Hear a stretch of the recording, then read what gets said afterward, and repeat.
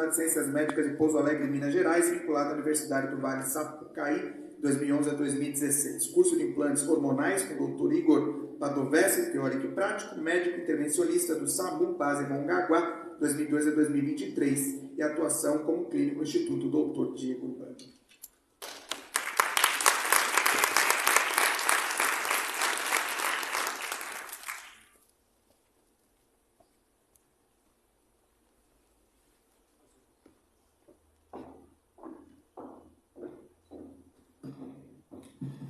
Alô, testando. Bom dia a todos.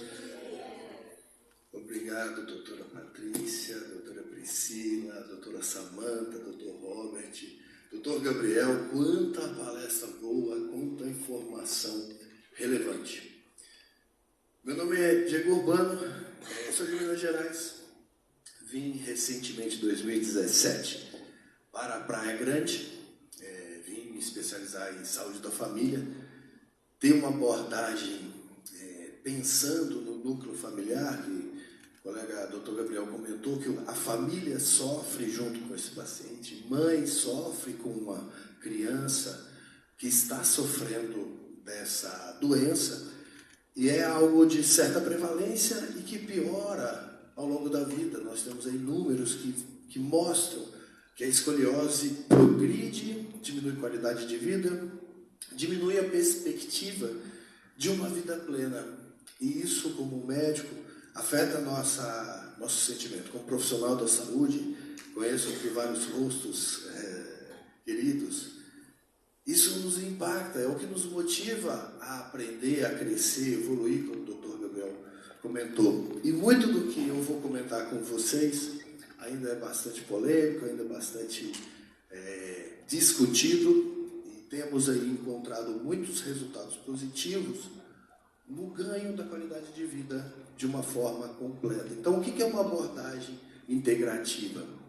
Eu vim da medicina tradicional, e a abordagem integrativa nada mais é que um olhar integral para aquele paciente. Não só focar na dor, na doença, mas olhar aquela pessoa que manifesta aquela doença. E ela pode ter outras alterações que pioram aquela doença, que se não for diagnosticada, detectada precocemente, como os colegas comentaram, e esse é o intuito desse projeto, desse seminário, divulgar a informação que as pessoas consigam dominar de fato e entender todo o processo. Então, essa é a abordagem integrativa e também a suplementação. Ainda no Brasil é pouco feito uma abordagem com suplementação. Estados Unidos, Europa, já é algo mais comum. Você vai em supermercado, farmácia, posto de gasolina, já é acessível. Mas você simplesmente não vai usar um suplemento de forma aleatória. Você tem que entender a necessidade. Eu vou comentar sobre vários elementos. Então, foi comentado aqui, vim de Minas Gerais, me especializei em saúde da família, sou daqui, prata da casa. Praia Grande tem um dos programas de residência médica de família, um dos maiores referências a nível Brasil.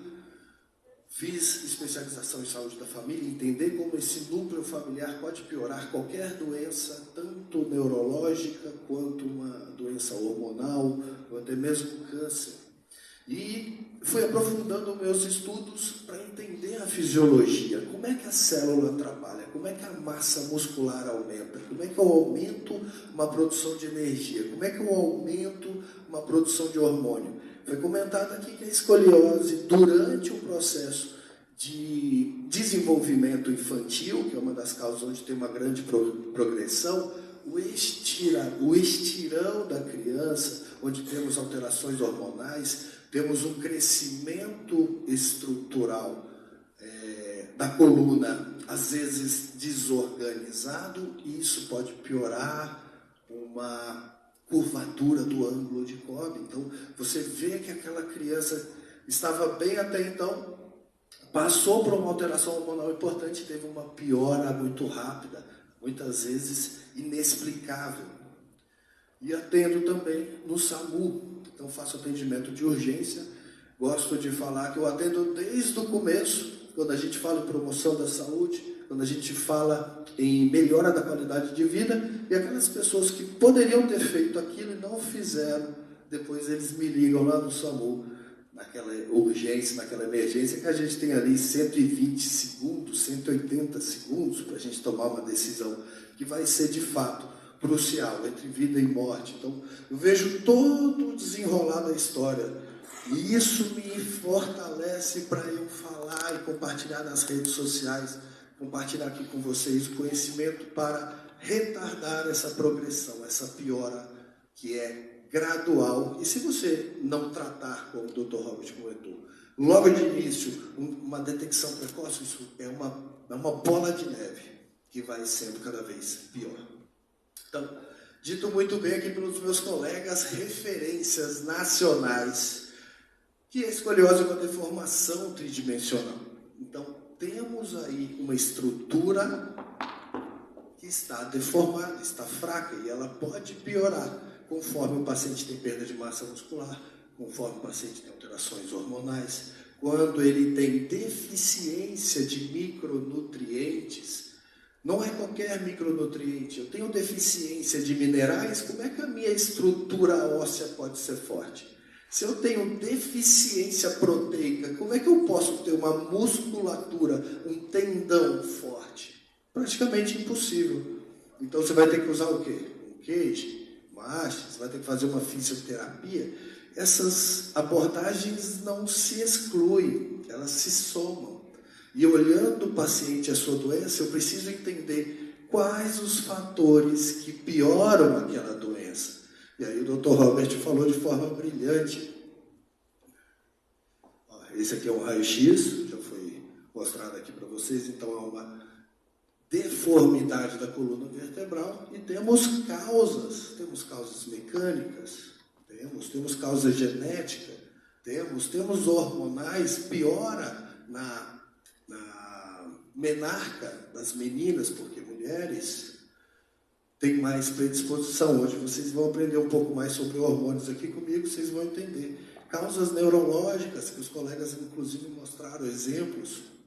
Então, é uma doença multifatorial com características genéticas. Se ela é multifatorial, a minha abordagem precisa ser multidisciplinar, porque eu preciso atuar em várias áreas, vários aspectos que precisam de atenção. O que eu preciso, o que o Dr. Robert precisa, que o Gabriel, que a Patrícia, a doutora Maria Luz, cada um tem uma necessidade. Então, a individualidade é fundamental. Não tem como chegar aqui, dar uma receita de bolo, sair distribuindo e vamos lá, está resolvido. Não existe isso. Isso é uma ilusão. Então, quando um paciente chega, eu como médico tento entender o que está acontecendo com essa pessoa. Essa pessoa faz algum tipo de atividade física, ela ativa a força muscular dela, ou ela tem algum ganho, faz uma fisioterapia para fortalecimento daquele grupo muscular? Será? Será que eu tenho algum exame que poderia me mostrar se ela tem uma sarcopenia? Ou evidentemente eu vejo que ela tem uma deficiência, uma massa muscular diminuída? Essa pessoa tem se alimentado bem? Será que ela tem uma regra, uma quantidade de macronutrientes e micronutrientes de uma forma proporcional, de acordo com as necessidades dela? Não sei, mas a gente tem que levantar essa questão. Essa pessoa tem um repouso adequado? Ela dorme direito ou ela tem uma rotina completamente desorganizada? Pessoas que não dormem direito, tem uma alteração de um ciclo chamado circadiano, e isso influencia na produção dos hormônios. Isso pode aumentar o cortisol e, consequentemente, diminuir a testosterona e os estrogênios, que têm, de fato, relação direta com a manutenção da massa muscular. A gente vai ver um pouco mais à frente sobre a questão dos hormônios. E a hidratação, a maioria dos pacientes não ingerem quantidade de água adequada. Se 60%, 70% do nosso corpo é água, eu tenho que ter um controle da hidratação. Esse paciente, ele tem alterações hormonais? Não tem? Já foi investigado? Já foi levantado? Possível. Esse paciente tem alterações metabólicas? Ele tem ali alguma dificuldade em manutenção das mitocôndrias, que é a casa de força, né? A casa de energia das células? Será que ele consegue produzir a energia? O metabolismo está intrinsecamente ligado à produção de energia. Se o meu metabolismo é ruim, a minha produção de energia também é ruim. Matéria-prima, isso desde o macronutriente, gordura, proteína e lipídio, né? Aquele clássico. E quem é o micronutriente? Vitamina A, B, C, vitamina D, que na verdade hoje já se sabe que é um hormônio. Precisamos de um equilíbrio desse sistema. Então, isso é a integralidade. Não olhar simplesmente a doença, enxergar a pessoa que está por trás dessa doença e quais esferas eu consigo melhorar dessa pessoa para que ela fique cada vez melhor, pensando na qualidade de vida dela. Além disso, a mentalidade dela, será que essa mentalidade está abalada, enfraquecida? Todo mundo psicótico agora com pandemia, infecções que vão e voltam, a tossezinha aí perdida. Antigamente dava uma tossida, a pessoa já saia correndo, né? Então, essa neurose, essa questão mental abalada, isso enfraquece o nosso potencial hormonal e imunológico. Quem passa estresse está sempre doente. Quem passa estresse tem uma tendência a engordar. A espiritualidade, pessoas com espiritualidade mais forte, ela tem uma capacidade de se empenhar a fazer um tratamento, a se cuidar melhor. O núcleo familiar dessa pessoa é alguma coisa estável, é algo estável ou uma coisa desarranjada? É uma relação familiar desajustada, tóxica. Isso também vai enfraquecer essa pessoa. E o meio social, onde ela está inserida. Será que essa pessoa está inserida em um meio social de esforço, de aumento de carga, está trabalhando com carga profissional, policial, que essa gente é uma classe que sofre mais. Então eu tenho que ter isso em mente para cuidar dessas pessoas antes que essa doença apareça ou progrida. Então essas aqui são palavras de Sir William Osler. O primeiro dever do médico é educar as massas a não tomar remédios. O remédio já é o ponto final. Eu deveria ensinar as pessoas a não chegar naquele ponto. Então, se eu trabalhar para que ela fique cada vez melhor, a necessidade dela de tomar medicamentos seria muito menor. E esse aqui, palavras de Samuel Hahnemann, médico, colega de Lavoisier, para ter uma ideia do impacto que esse homem teve na ciência. Somente a liberdade de preconceito e zelo incansável valem para o mais sagrado dos esforços da humanidade, a prática da verdadeira arte de curar. O Dr. Gabriel mostrou um exemplo maravilhoso de uma mulher que evoluiu, e é esse sentimento que nos motiva a continuar, a evoluir. É o zelo incansável. E a liberdade de preconceito, que o próprio Dr. Gabriel comentou, que até então era impossível alguns tipos de tratamentos, e hoje sabemos que eles acontecem de fato.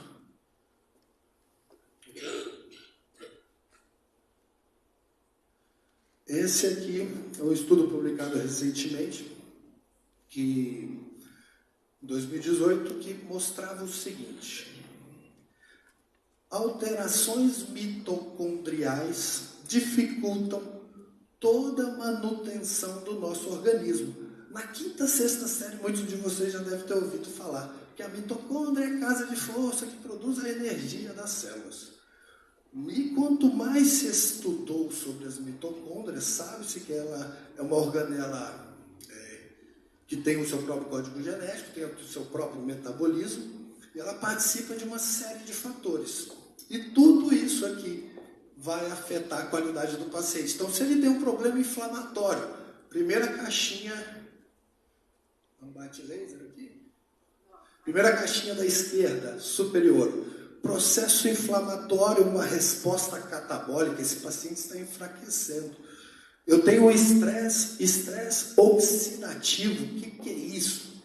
É o enferrujar, é o envelhecer.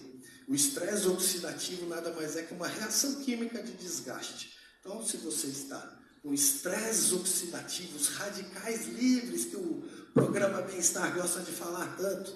Os radicais livres em excesso vão danificando por onde eles passam. Problemas gastrointestinais, se eu não tenho a capacidade de digerir, de absorver nutrientes, potencialmente meu corpo ficará enfraquecido. Se eu tenho uma resistência insulínica, uma hiperglicemia, é dificultoso a glicose entrar dentro dessa célula. Se a glicose ela será quebrada para produzir energia, se a glicose não entra, eu não tenho energia. Perda de massa muscular. Mitocôndrias adoram onde? Massa muscular, não é assim? A doutora Patrícia balançando a cabeça. Se eu quero mais massa muscular, eu preciso de mais mitocôndrias. E elas não simplesmente estalam dedo e aparecem. Eu não consigo tomar mitocôndria. Se eu pudesse, eu jogava. Eu estava o tempo inteiro, eu estava andando com um frasquinho aqui, jogando no meu corpo. Porque a gente tem que estimular essa produção. E se eu tiver um déficit de energia, se eu tiver um déficit proteico, ficarei cada vez mais fraco. Aí o que eles colocam ali? Caixinha verde. Adequar o macronutriente e o micronutriente. Eu preciso dos dois. Ninguém é mais importante do que ninguém. Cada um tem seu papel, cada um tem sua função. Aquele que falta dificulta o processo de acontecer. Preciso diminuir ela, prevenir imobilização, promover o exercício. Toda física fala assim, exercício é vida. O exercício físico diminui a chance de demência. O exercício físico, o eixo neuromuscular, se você fortalece seu músculo, você fortalece a sua capacidade cognitiva. E nós temos essa terceira abordagem que eles colocam lá. Ressuscitação mitocondrial. Um artigo recente, de 2018, falando em ressuscitação mitocondrial durante e após a UTI lá. ICU é Intensive Care Unit. Aí os colegas, Dr. Gabriel Robert, referências, falam assim, o paciente está na UTI, precisando de talvez fazer uma correção em algum eletrólito ou algum micronutriente. Eu tenho uma resposta pós-operatória melhor. Só que hoje já caiu em desuso. Você fala isso para o paciente, vamos fazer uma ressuscitação mitocondrial. Ai, doutor, eu sabia. Estava tudo morto aqui dentro de mim, só ressuscitando para eu conseguir voltar. E hoje já se fala em ativação. Elas estão aí.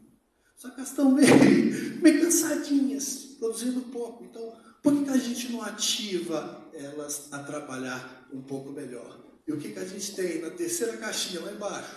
Uma melhora a curto e a longo prazo, porque eu tenho uma recuperação gradual desse paciente. Tanto na questão física, quanto na questão neurocognitiva. Melhora todos os aspectos da vida dessa pessoa. E aqui, para a gente ter uma dimensão como é que funcionam as mitocôndrias. Então, quando você consome os alimentos, esses alimentos vão ser quebrados, vão ser absorvidos, vão chegar dentro da célula até aquela setinha vermelha, onde é o ATP. O ATP é a moeda universal, uma produção de energia. Mas para isso acontecer, eu preciso de uma série de elementos. Creio que deve estar difícil para vocês lerem. Mas a caixinha azul, primeira da esquerda, vitamina B2, laranja, embaixo da azul, selênio, terceira, cafeína. Eu tomo café, me dá energia. Se eu não tomar café de manhã, eu não acordo. Olha lá, coenzima Q10 aumenta, é um bioativo que aumenta a produção de energia. Vitamina E, caixinha amarela. Taurina, coloquei 2 asinhas na taurina. Lembra do Red Bull da asas? Taurina. Ele aumenta a produção de energia, só que ele não sustenta. Dali 4 horas, está cansado de novo, você toma outro Red Bull e vai dormir. Porque ele não sustenta o resultado. O NADH, está logo aí embaixo. Ele é um ativo derivado da B3, a gente produz o NADH. A gente come o NADH. E ele que dá início à produção de energia. Na caixa de baixo, que é o foguinho, isso queima o tempo inteiro. vitamina B12, zinco, B1 e B5, dentro de um ciclo de produção de energia infinito. Se essa produção de energia parar, você morre. Temos também B2, B7, vitamina C, B1 e B5, embaixo da setinha vermelha, Free Fat Acids, que é o ômega 3. Todos eles participam do processo. Se eu não os tenho, não consigo trabalhar de forma eficaz.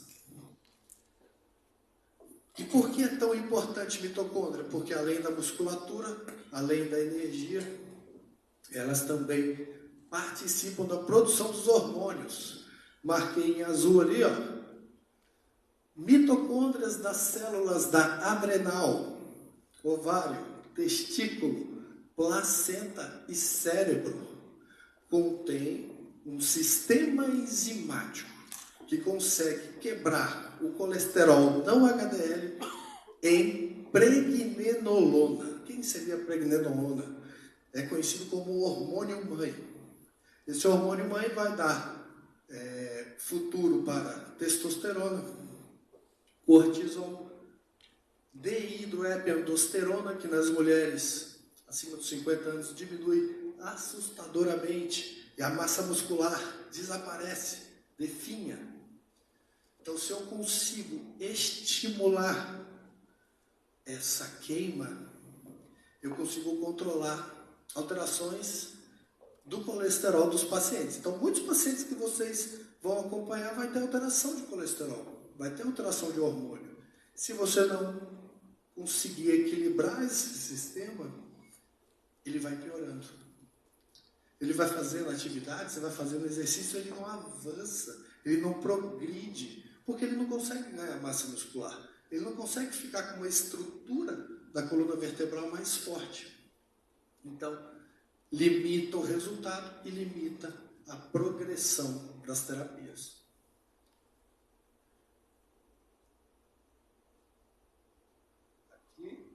Aqui nós temos o eixo da produção, então colesterol lá em cima. O colesterol, ele vai formar tanto o cortisol, que está na coluna do meio, quanto a testosterona, que está do lado da direita. E o dihidroepiandrosterona, que é o DHEA, que aumenta a fertilidade da mulher, que aumenta a massa muscular da mulher, que aumenta a densidade óssea na mulher, principalmente dos 50 anos, está caminhando para uma osteopenia, por alterações do climatério, da menopausa, que os hormônios estão caindo. O corpo vai enfraquecendo. Se você não ajusta o padrão hormonal, essa mulher ela caminha para uma dislipidemia, que é uma alteração do colesterol.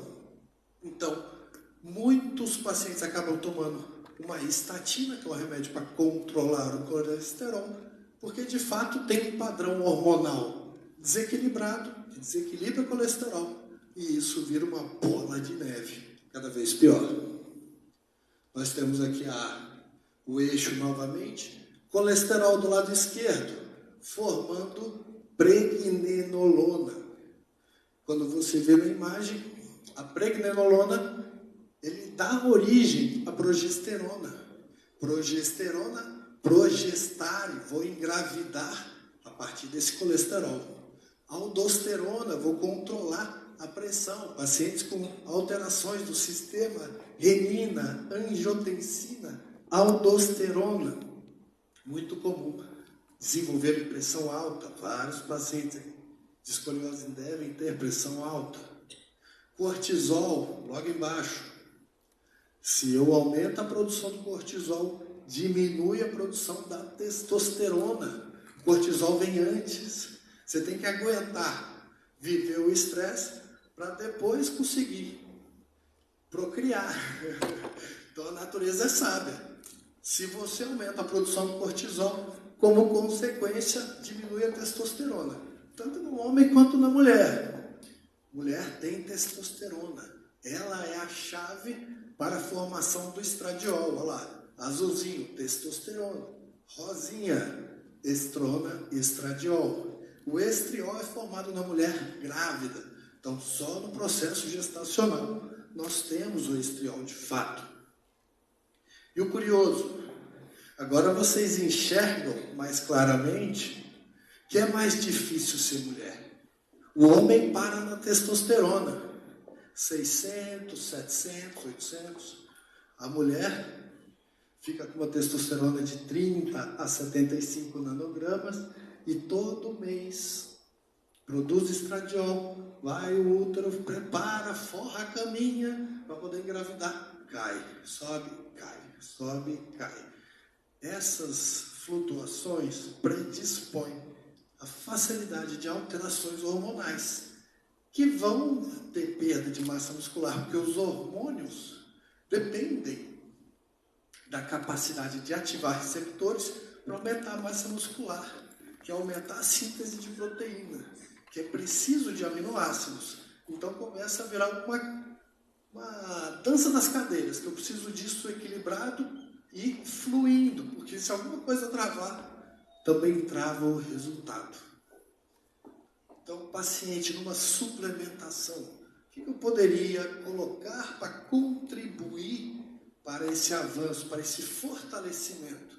Obviamente, eu vou colocar algumas coisas aqui que não seria de fato 100% para todas as pessoas, você deveria analisar a necessidade.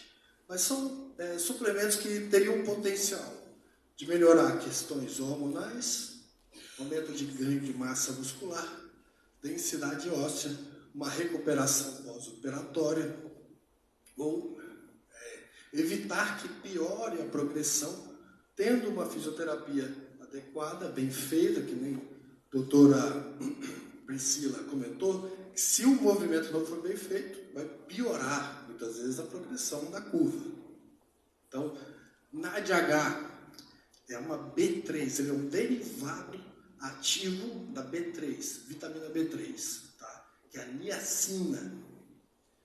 Temos o ômega 3, o Free Fat Acids. Ômega 3 na alimentação hoje, ele chega a ter 1/3, 1/5 do que ele era. Então temos menos ômega 3, que tem um efeito o quê? Anti-inflamatório. A maioria dos pacientes com escoliose, com doenças crônicas, eles sofrem de um padrão inflamatório. A vida é inflamatória. A maioria das doenças tem um caráter, uma situação inflamatória. O ômega 3 traria uma contribuição, mas não de fato corrigiria. Ele ajudaria a balança anti-inflamatória. Creatina, muitas pessoas falam assim, eu estou usando creatina para aumentar minha massa muscular. Se vocês, mas a gente pode retomar na hora das dúvidas, dentro da mitocôndria existe uma coisa chamada fosfocreatina.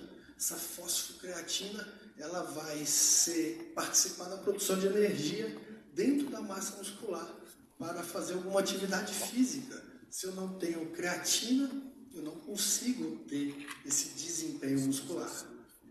Aminu é nome comercial, é um conjunto de aminoácidos essenciais. O que são os aminoácidos essenciais? São aminoácidos que nós não produzimos. E o que é o aminoácido? O aminoácido é a unidade da proteína. Então a proteína é como se fosse uma corrente. Cada elozinho dessa corrente é um aminoácido. Se ela fosse um colar de pérolas, seria uma pérola. E esse aminoácido vai tanto fazer a estrutura, o aminoácido é estrutural, ele é do DNA, quanto ele participa de metabolismo, tipo enzimas, tipo proteínas. E também vai participar da produção de energia. A gente estava falando da taurina, que é um tipo de aminoácido. Então o aminoácido participa de tudo, desde o fio de cabelo até o dedão do pé. Nós temos a opção do Mix Right. O que muda desses dois é a composição dos aminoácidos.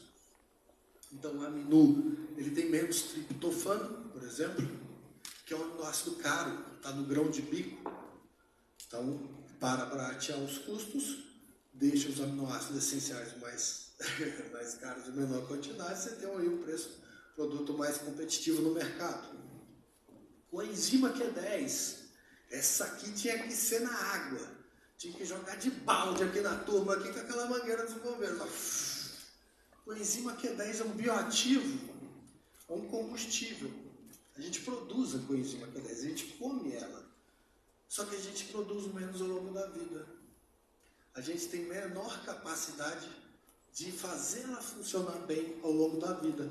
Então, se você entrega a coenzima Q10, nós temos opções liofilizadas, que eu já vi ali, a farmacêutica querida doutora Karime, é você? Temos o quê? Opção de uma biodisponibilidade mais rápida. Se eu jogo endovenoso, é muito mais rápido do que eu tomar. Se eu pegar uma gota lipossomal é como se você envelopar ela numa caixa do correio Sedex, ela vai mais rápido. Isso é um lipossomal. Então, se eu consigo um lipossomal sublingual, temos aí a Fagron, a Maxolve, o nome comercial, tá? Maxolve. Você consegue uma recuperação pós-operatória via sublingual, super simples de ser administrada, né? Inclusive, usei com meu pai, quando estava internado no UTI. Teve uma recuperação maravilhosa. Ácido alfa-lipoico. Ele é como se fosse um primo da coenzima Q10. Ele é um bioativo que participa dentro da mitocôndria produzindo energia. Então, o alfa-lipoico, não existe contraindicação, tá? Nenhum desses aqui. Não existe contraindicação, apesar da creatina, depois a gente entra no fato. Que poderia aumentar a creatinina e ter lesão renal. Ela aumenta a creatinina e perdemos o parâmetro da taxa de filtração glomerular. Para a gente saber de fato se a creatina tem alterações do rim, teríamos que medir a cistatina C e a microalbuminúria. Tá? Nós perdemos esse parâmetro do cálculo da taxa de filtração glomerular pelo valor da creatina no sangue. Tá? Isso é um detalhe específico que pode alterar o seu entendimento sobre o caso. Um megavitamínico, esse megavitamínico seria aí dentro das necessidades desse indivíduo. Muito comum encontrar pacientes com alterações de vitamina C, de cromo, de B12, de B9, vitamina D, que na verdade é um hormônio, quem mais? Selênio, bastante comum. Ferro, os anêmicos aí, ferritina, tem alterações, bastante comum. Não é todo mundo que vai precisar de tudo, não tem lógica esse raciocínio. Mas existem alguns específicos alimentos que são necessários. Se eu não comer, eu preciso entregar na forma de suplemento. Seria muito mais interessante se essa pessoa comesse. Mas muitas vezes não é possível, você vai ter que administrar essa molécula de outro jeito, porque não produzimos elas. E ali, probióticos. Quem vai lembrar do microbioma, as bactérias benéficas do intestino. Não é algo que você toma todo dia para o resto da vida. Muitos pensam nisso. Mas de tempos em tempos você tem que repovoar os seus micro-organismos saudáveis, porque eles não são eternos. Você precisa de tempos em tempos fazer essa contribuição. Principalmente se fez uso de um antibiótico. Antibiótico, antivida.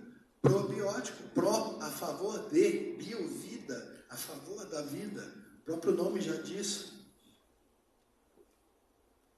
Então, a revisãozinha rápida do Telecurso 2000, para entender esse paciente, enxergar além dele, o que eu preciso. Será que ele faz algum tipo de atividade física? Ele é sedentário? Ele está parado?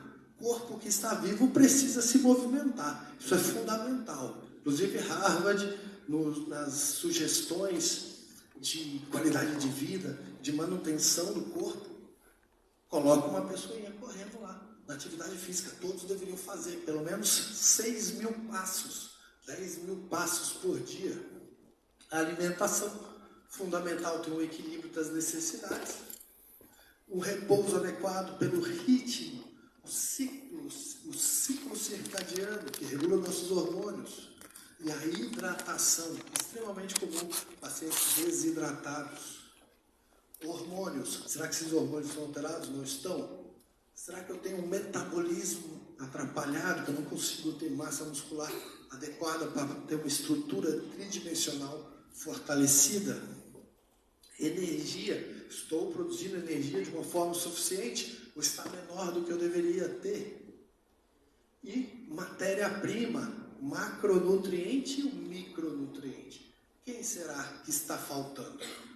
Ninguém é mais importante, mas aquele que falta dificulta o processo químico de acontecer. Tudo que eu estou falando é fisiologia, química, coisas reacionais que o nosso corpo precisa para se manter. E temos a questão da mentalidade, espiritualidade, o núcleo familiar e o meio social. Tá? Se quiser tirar uma foto. Dr. Gabriel, que reforça esse pensamento, gostaria de deixar para vocês, todos os profissionais de saúde, quem tem o interesse de contribuir para a vida do próximo, o aprendizado contínuo, o entendimento cada vez melhor das situações. Conheça todas as teorias, domine todas as técnicas, mas ao tocar uma alma humana, seja apenas outra alma humana. Como é que eu posso trazer conforto? Como que eu posso contribuir para esse indivíduo que está sentado à minha frente? O que está ao meu alcance, eu vou dar acesso a essa pessoa. Essa aqui é de Hipócrates, 460 anos antes de Cristo. Olha a genialidade desse homem, considerado o pai da medicina. Todo mundo tem um médico dentro de si.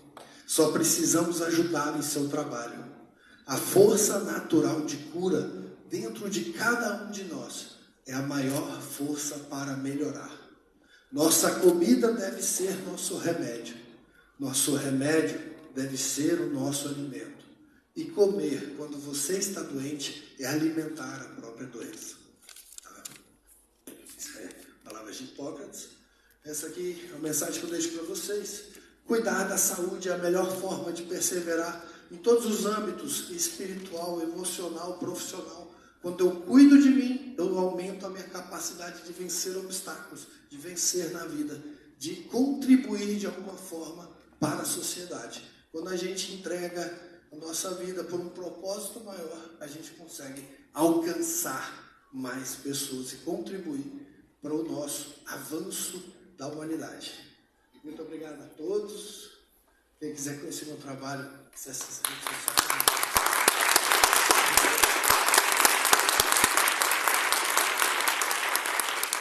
Estarei aqui no final para a gente discutir mais sobre isso aqui, a gente tirar dúvidas. Muito obrigado pela atenção de vocês.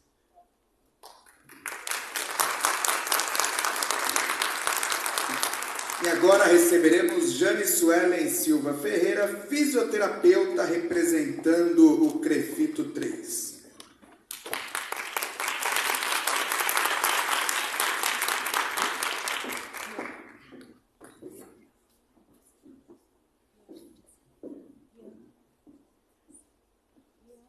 Olá, bom dia a todos. Eu sou Jane Ferreira, eu sou fisioterapeuta e hoje eu estou aqui representando o Conselho Regional de Fisioterapia e Terapia Ocupacional da Terceira Região, que é do estado de São Paulo. Eu vou fazer uma abordagem um pouco diferente da dos meus colegas que palestraram aqui. Então foi pedido para eu falar dos riscos de formação em AD na área da saúde. Se a gente for de fato ver o que isso significa, a gente consegue até fazer um gancho com tudo que foi falado, né? Quando a gente falou de políticas públicas relacionadas à temática abordada, quando a gente viu tanto os palestrantes falando da importância da formação para que eles consigam fazer um atendimento ali de qualidade, então a gente consegue ver aí uma relação. Eu sou fisioterapeuta, estou aqui representando o conselho, como eu já falei. Aqui tem um vídeo, deixa eu ver se ele passa um pouquinho. É um vídeo que ele não é um vídeo da temática que está sendo abordada, mas é uma profissional fisioterapeuta realizando um atendimento com um paciente com necessidades especiais. E como vocês podem observar ali no vídeo, ela se emociona quando ela vê o paciente, aquele paciente conseguindo dar os primeiros passos. E aí, quando a gente vai... Deixa eu dar até um pause, que acho que já deu para observar. quando a gente vai analisar tudo que está por trás daquele atendimento, que ele pode até ser transferido para os atendimentos que foram aqui abordados, a gente consegue imaginar o quanto de habilidades, o tanto de competências que precisaram estar ali para que aquele atendimento acontecesse de forma ideal, adequada, e para que ela conseguisse sucesso com aquele paciente dela. Então a gente consegue ver todo o processo ali relacionado às tomadas de decisões que ela precisou utilizar naquele caso. A gente consegue observar o quanto de empenho, o quanto de dedicação, estudo ela teve que ter para conseguir de fato conseguir um grande avanço ao ponto de se emocionar com o paciente dela naquela pequena conquista. Eu vou pedir para vocês apontarem a câmera do celular para vocês, para esse QR Code, ou digitar www.mente.com. E vocês vão responder uma pergunta lá simples, sim, não ou indiferente. Pensando em, se você tivesse que passar por uma consulta, ou fazer um procedimento cirúrgico, como que foi abordado, vocês tivessem a possibilidade ali de olhar o currículo daquela pessoa, daquele médico, daquele fisioterapeuta, e vocês olhassem lá que tem um profissional que se formou em EAD e outro profissional que não. Vocês optariam por passar nessa consulta, fazer esse tratamento, fazer essa cirurgia, por um profissional que foi formado na modalidade EAD? Respondem lá, sim, não, indiferente.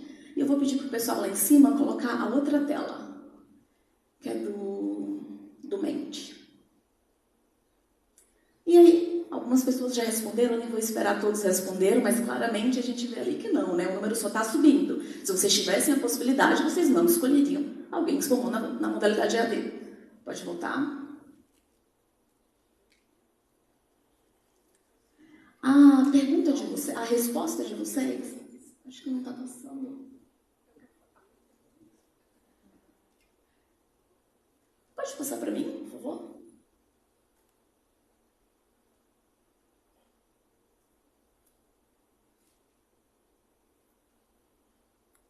A resposta de vocês, ela vai totalmente a favor do que a maioria, se não todos, os conselhos de classe da fisioterapia, da medicina, da psicologia, da odontologia, da enfermagem, da farmácia dizem.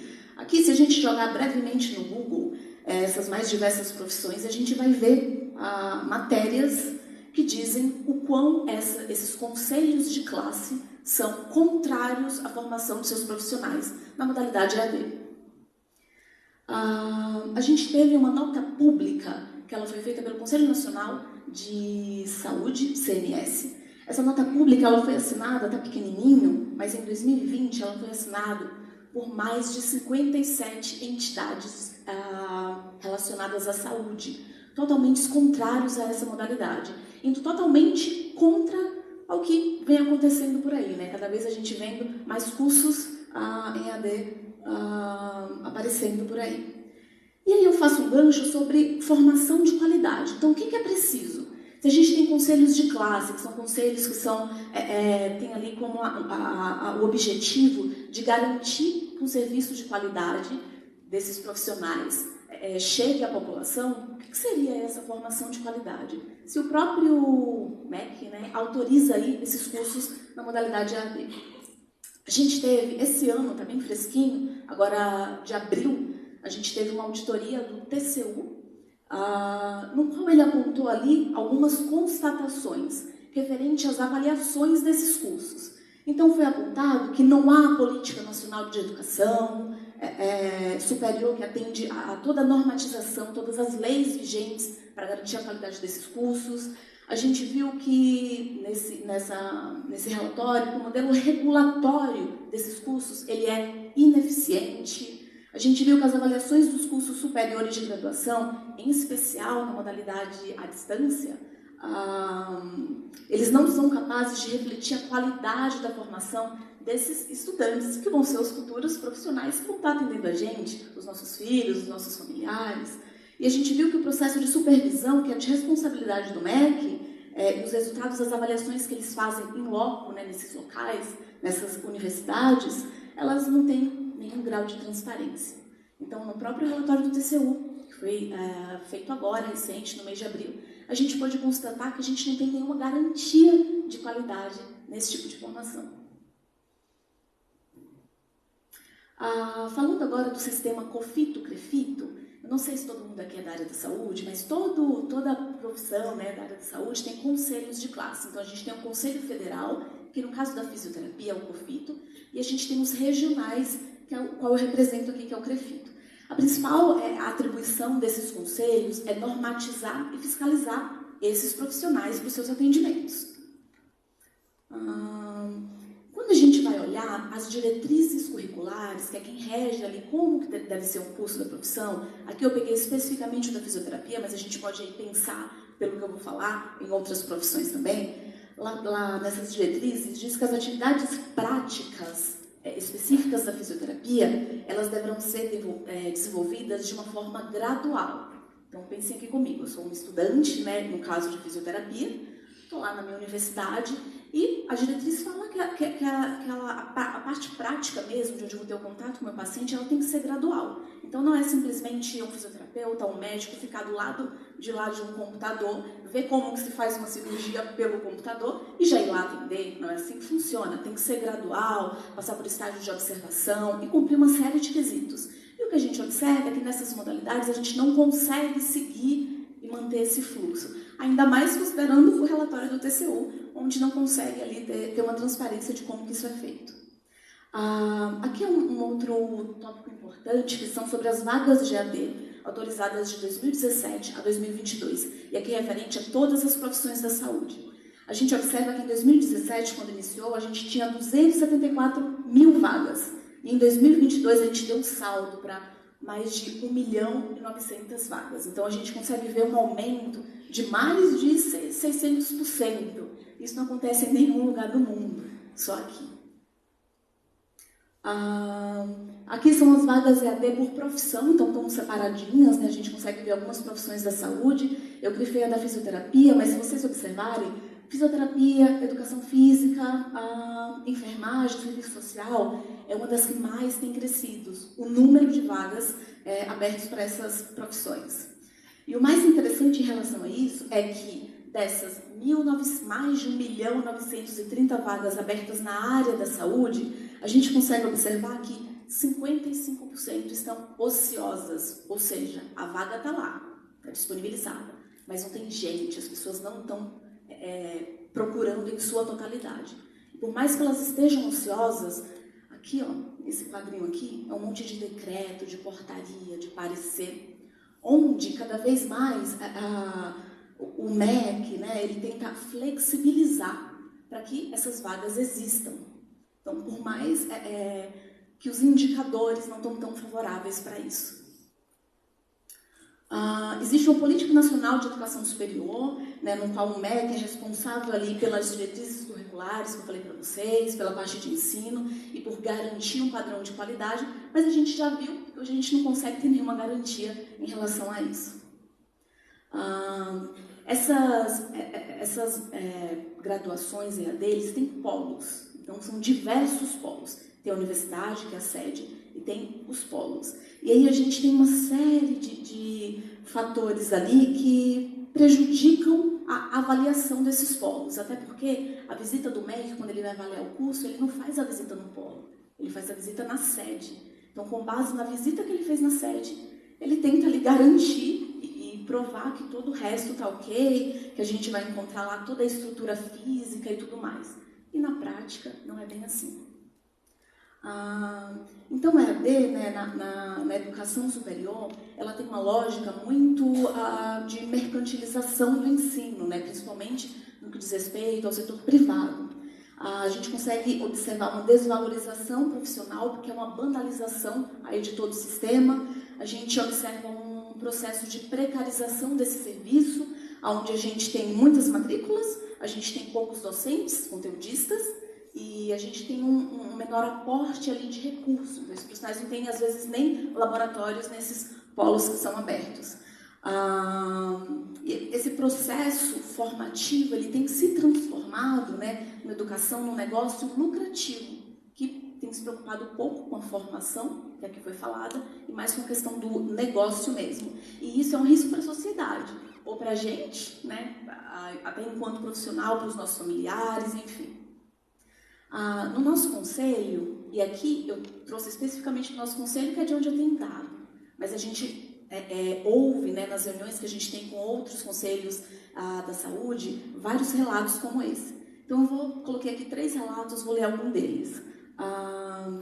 Uma aluna, ela estudante de fisioterapia de uma faculdade EAD, ela mandou assim pra gente: eu estudo desde 2020 o curso de fisioterapia em EAD, mas eu fiz a matrícula presencial. Nunca tive um contato com prática. 4 semestres foram totalmente online. E agora, no 5º, quando achei que voltaria ao normal, descobri que teria apenas 4 aulas práticas no campus. Ela pede ajuda pra gente, pergunta o que a gente pode fazer enquanto conselho, e é esse o tipo de relato que a gente tem recebido. Mas, como eu falei para vocês, o conselho de classe ele é responsável por fiscalizar, né, e garantir que aqueles profissionais eles ofereçam um serviço de qualidade para a população, não oferecendo nenhuma ação nociva, né, nenhum risco para o paciente. Então, não é responsabilidade dos conselhos de classe avaliarem ou regularem cursos que foram autorizados e reconhecidos pelo MEC. Mesmo que não apresentem evidências claras de qualidade, os cursos precisam apenas lá da autorização. Então, às vezes a gente acha que os conselhos podem fazer alguma coisa em relação a isso, mas não é bem assim que funciona. Por isso, a importância da gente estar presente, dos conselhos de classe estarem presentes em eventos como estes, por mais que fugindo um pouco ali da temática, mas para que a gente conscientize todo mundo. Porque a gente tem filhos que vão fazer faculdade daqui a pouco, a gente tem parentes conhecidos, familiares, a gente tem sobrinhos, então a gente pode estar levando e ajudando eles no processo de decisão, né, de onde que eles vão estar cursando ali. Como conclusão, aqui, especificamente lá daquele parecer, não há uma política nacional de educação lógica e estruturada. A gente viu que o processo regulatório ele é de baixa eficiência, ele é ineficaz. A avaliação, especialmente na modalidade EAD, ela não reflete qualidade de formação. A avaliação em loco ela é insuficiente, o processo de supervisão tem um baixo grau de transparência. Isso não sou eu que estou dizendo, não é o meu conselho, no qual eu represento, que está dizendo, é um relatório que foi feito pelo TCU no mês de abril. E aí, para finalizar, eu corri um pouco, porque eu sei que a gente está estourado no horário, mas eu queria passar um pouco dessa reflexão, que vocês pensassem nisso e propagassem o que a gente começou aqui hoje. Se você, um familiar, filho, pais, precisassem passar por um profissional da saúde, que é a pergunta que eu fiz lá no início, você optaria por um profissional formado na modalidade AD? Eu não. Eu espero que vocês também não. Então, levem essa reflexão. Muito obrigada. Obrigada pelo convite a todos vocês.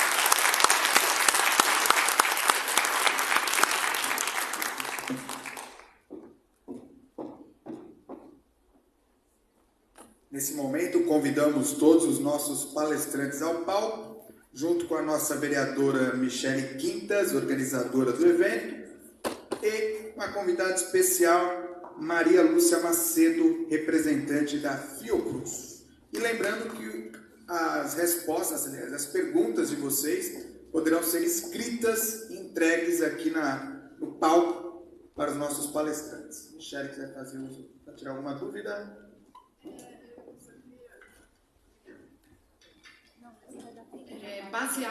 Boa tarde, né? Bom dia ainda. Baseado nisso que a doutora acabou de falar, eu gostaria de trazer uma informação importante, que na Baixada Santista só existem 2 fisioterapeutas a nível Baixada que têm formação presencial adequada para tratar de escoliose, que é a doutora Priscila Paniagua e que é a doutora Bianca Vicari.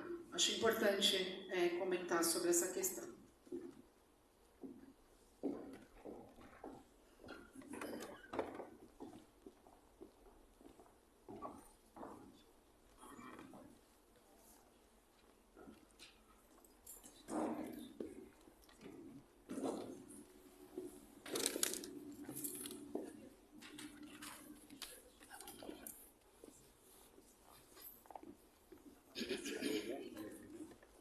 Doutora Patrícia, por favor.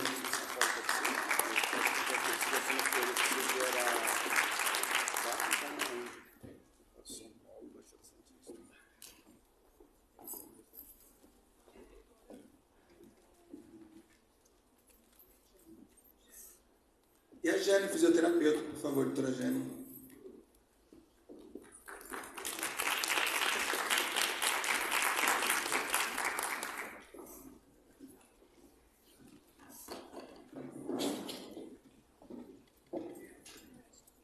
Pergunta por doutor Gabriel.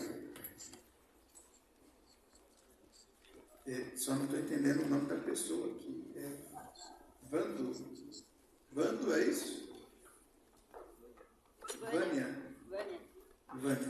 Sou paciente da doutora Priscila. Anos atrás eu passei por um doutor especialista em coluna e membro do SRS. Tenho 70 anos, diagnosticada com escoliose, sendo dores todos os dias, o tempo todo. Hoje, após o tratamento adequado e fisioterapia com exercícios específicos para escoliose, não sinto mais dores. Porém, nenhum médico que eu passei nunca me recomendou procurar um profissional especializado, técnico fisioterapeuta, nessas técnicas que a fisioterapeuta usou, porque os médicos não recomendam tratamento fisioterapêutico adequado para a escoliose.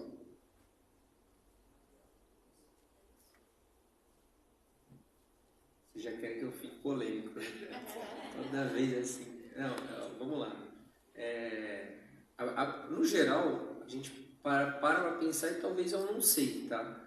Mas assim, eu acredito que tem uma parte que é o desconhecimento, tá? Da evolução das técnicas fisioterápicas, tá? Eu tenho um viés que a minha esposa é educadora física e fisioterapeuta. Então, se eu não souber alguma coisa dali, eu levo um puxão em casa, de orelha, muito bom. E tem algum outro viés que é a tentativa de vender uma técnica. Convenhamos, nós estamos num país que tem uma diversidade muito grande de culturas, entre outras coisas, e talvez a pessoa também queira vender alguma técnica, principalmente parte de dor. O que eu costumo falar sempre assim, na cirurgia de coluna, tirando alguns traumas graves, com alteração neurológica aguda, ou alterações neurológicas progressivas rápidas, nós não temos uma emergência ou uma urgência. A gente sempre pode pensar, refletir. Muitas vezes o tempo resolve muita coisa. Então, assim, fazer um trabalho fisioterápico adequado, medicações adequadas, aguardar um pouco, isso normalmente resolve, tá? Resolve muito, vou te falar a verdade. Minha pergunta do Alex Silva. Já foi dito que não existe motivo específico para a maioria dos pacientes serem do sexo feminino, somente várias hipóteses. Existe alguma que mais se aproxima de uma verdade? E qual? E concordam com essa hipótese? Obrigado. Não é específico, não sei se alguém de vocês quer responder ou cada um faz uma fala. Eu acho que eu posso responder. Uma das hipóteses mais aceitas é que existe uma disfunção na região do cordão da medula posterior, que é responsável pela sensibilidade vibratória.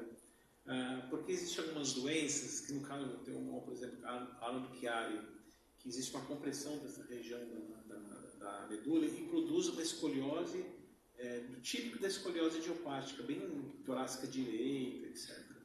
Então, uma das hipóteses principais é essa disfunção da parte posterior da medula e tem um peso genético também grande, né? Então, mas ele é multifatorial. Tem uma região dos Estados Unidos que é de Utah que tem muita consanguinidade, né?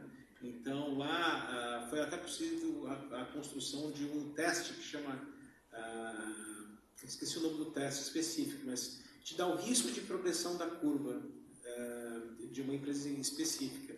Só que ele não é aplicável no nosso meio, porque aí tem a questão genética que varia muito.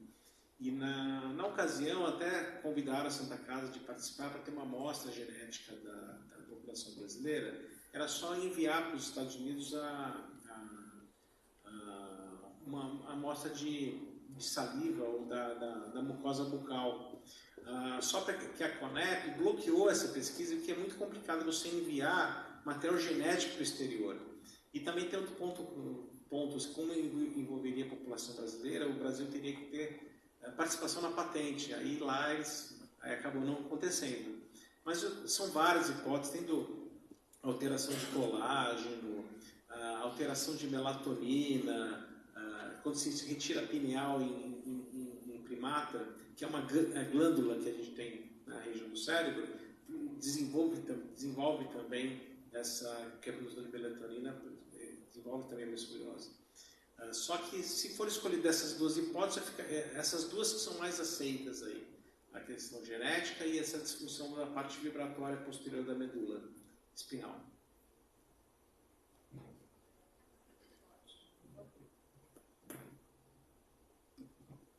Perfeito. Eu só quero complementar aqui, dizer que hoje em dia tem estudos feitos por um grupo na Holanda que está trazendo uma possibilidade de as meninas serem mais afetadas na escoliose em relação aos meninos.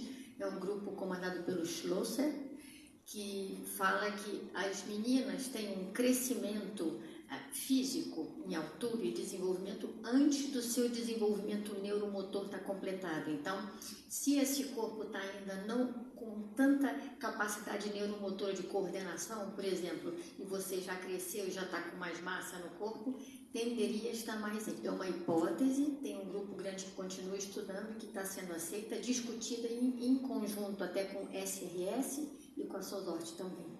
Obrigada. Pergunta do Leandro. Na prática dos profissionais de saúde, qual tipo de tratamento tem alcançado mais resultados? Não é específica para alguém, fique em aberto. Assim, no geral, vamos falar assim, não sei do que ele está falando, tá? Pode ser de disco, muita coisa, mas assim, a maioria é tratamento não cirúrgico, tá? Em sua extrema maioria, os problemas na coluna eles são resolvidos com fisioterapia, medicação e tempo.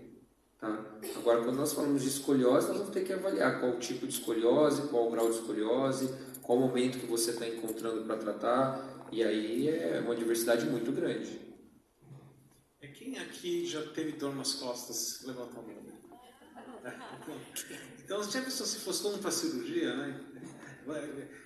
Então, todos esses estudos demográficos mostram que 80, 90% da população geral vai ter lombalgia, né?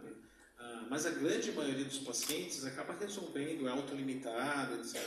E um outro grupo de pacientes com tratamento fisioterápico, medicamentoso, também acaba resolvendo também, né? É claro que existem casos extremos, por exemplo, hérnia de disco enorme que pega a medula, como foi demonstrado na aula, o paciente deixa de andar. Você tem que acudir do ponto de vista cirúrgico, porque realmente a gente espera um resultado, um tratamento clínico, nesses casos que está apertando a medula, porque é uma questão mecânica ali, né?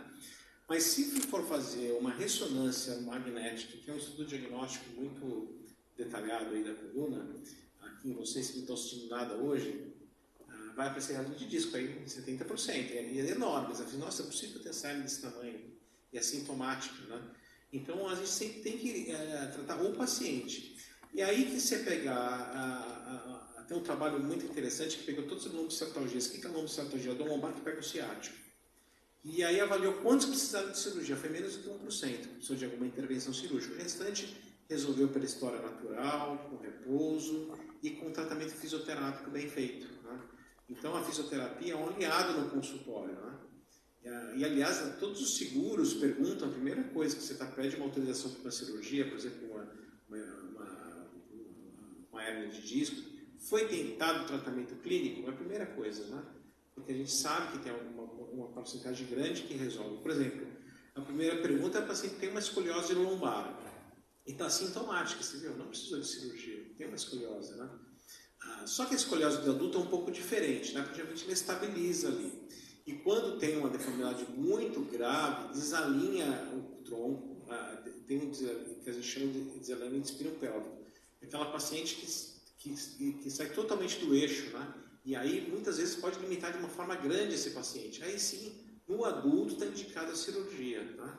Uma questão da deformidade, do desalinhamento da coluna com a pelve. Mas são casos bem restritos, né?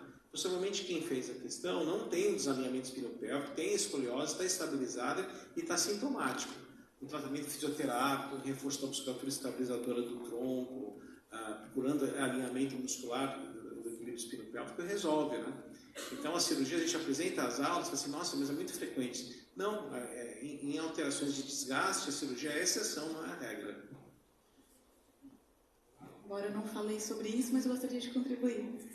Porque foi uma pergunta um pouco generalista, né? Ele não citou muito. E aqui trazendo até para a fisioterapia, quando a gente fala de tratamento fisioterapêutico, dentro dele tem várias abordagens e técnicas que podem ser utilizadas. Hoje em dia, a gente tem incentivado até via conselho e que os profissionais utilizem da prática baseada em evidência, a tão famosa PBE, que ela não considera somente o que a gente tem de evidência científica, e sim, ela é composta por uma tríade, onde a gente considera a experiência profissional para aquele caso, né, a individualidade do paciente, a preferência do paciente, e sim, o que a gente tem de padrão ouro de melhor evidência científica. Nós temos mais 1, 2, 3, 4... Aqui. Concordo com os profissionais, os colegas que comentaram aqui de forma brilhante. Analisar a situação é fundamental, né? Não existe uma regra de bolo. Se fosse assim, seria muito fácil o nosso trabalho, né? Só entra aqui nesse fluxo aqui, já era. Analisar essa individualidade e analisar as ferramentas possíveis que podem agregar. Então, vai ser um colete? Vai ser cirúrgico? Essa progressão está muito rápida e a fisioterapia não está conseguindo segurar? Não tem nenhum exercício que está conseguindo ali resolver e está piorando a qualidade de vida? Vai ter que ser cirúrgico, não tem conversa. Tem que analisar a situação, priorizar o custo-benefício e focar no longo prazo. Como é que eu posso melhorar a perspectiva de vida dessa pessoa? Seja com tratamento conservador, seja com fisioterapia, seja com suplemento, seja no trabalho da oração, né? A gente vai usar tudo que tiver ao nosso alcance. O que não pode é deixar a situação como se fosse a deriva, achando que ela vai se resolver sozinha. De alguma forma você tem que ser ativo, de alguma forma tem que ser atuante, buscando a resolução. Acredito que esse é o foco. Vem a pergunta da Solange. A mulher que tem escoliose e descobre durante a gestação, ela pode operar?